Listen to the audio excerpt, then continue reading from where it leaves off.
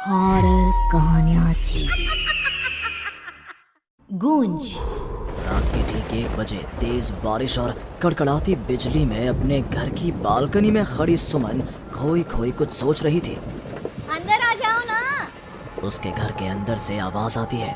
तब भी सुमन काले अंधेरे में खड़ी न जाने किसका इंतजार कर रही थी, जिसमें से एक औरत अपने 2 बच्चों के साथ उसके पास वाले घर में लाल रंग की एक कार से उतरती है और बारिश में भागती हुई सामने वाले घर में चली जाती है।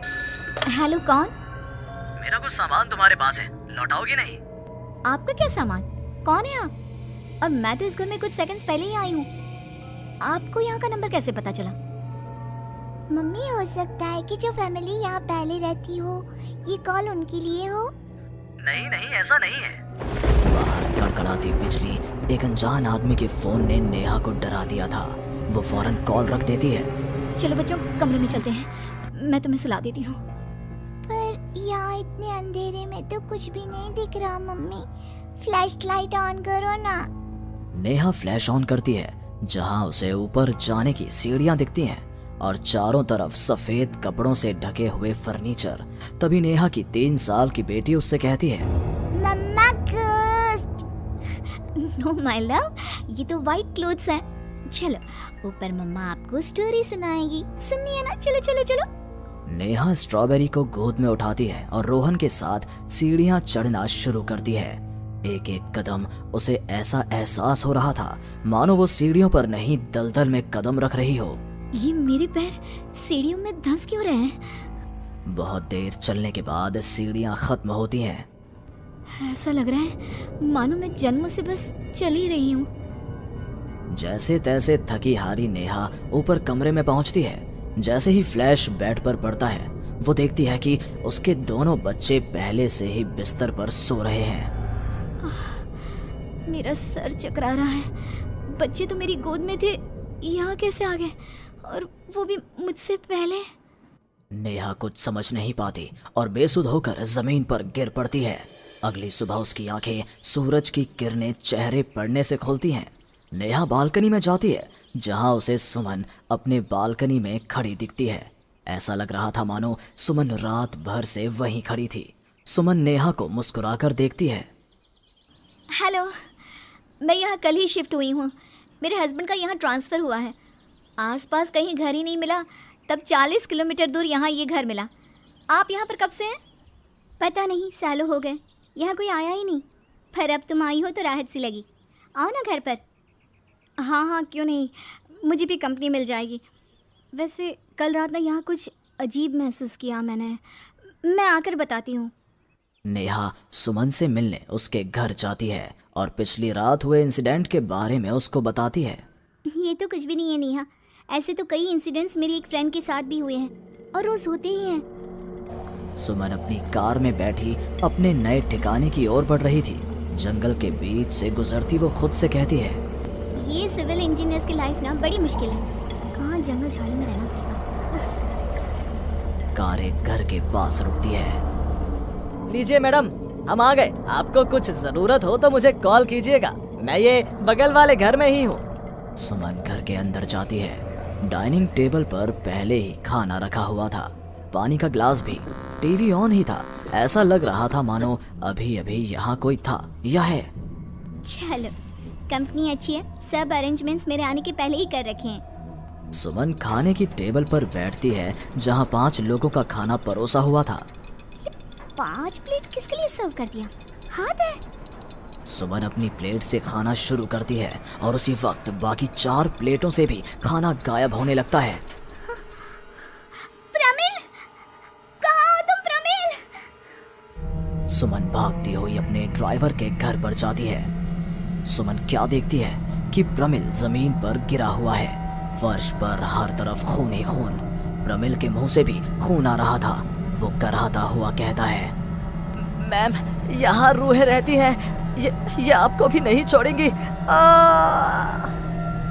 कहते कहते ही प्रमिल दम तोड़ देता है और सुबह के 11 बजे अचानक ही अंधेरा छा जाता है।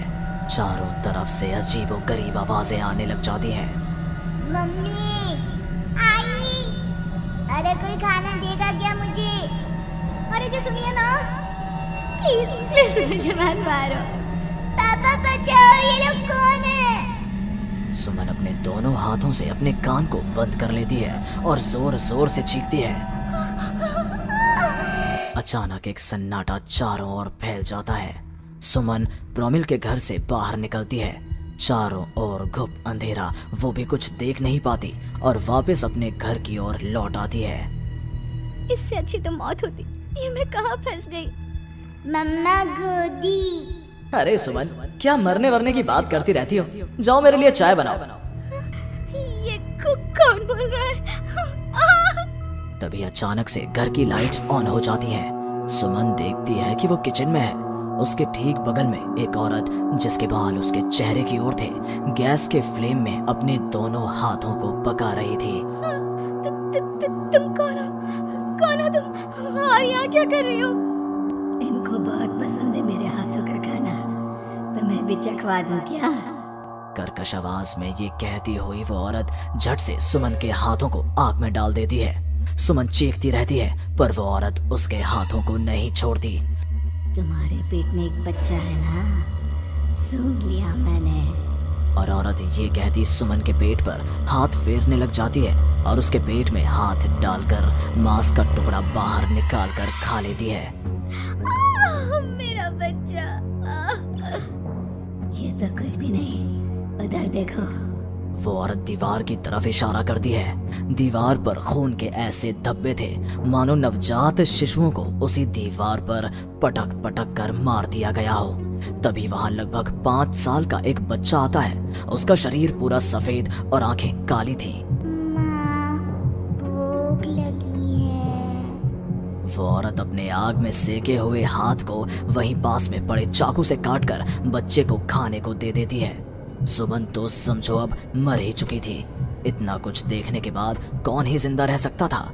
अब उसका शरीर भी गवाही दे रहा था। एक कदम भी चलना मुश्किल था। वो दीवार को पकड़ पकड़ कर बाहर हॉल में आती है, जहां डाइनिंग टेबल पर 5 लोगों को बैठा देखती है। बिना सर का एक आदमी टेबल पर अपने बीवी और 3 बच्चों के साथ बैठा था। सभी सुमन की ओर देखते हैं। मम्मी, तुम मेरी मम्मी बनोगी। यहाँ हमारी जैसे बहुत से लोग रहते हैं, बहुत सारे। फिर उस लड़की का क्या हुआ? वो अब जिंदा है? हाँ, उन लोगों को एक जिंदा इंसान भी चाहिए था जिसे वो रूहें रोज मारे, रोज।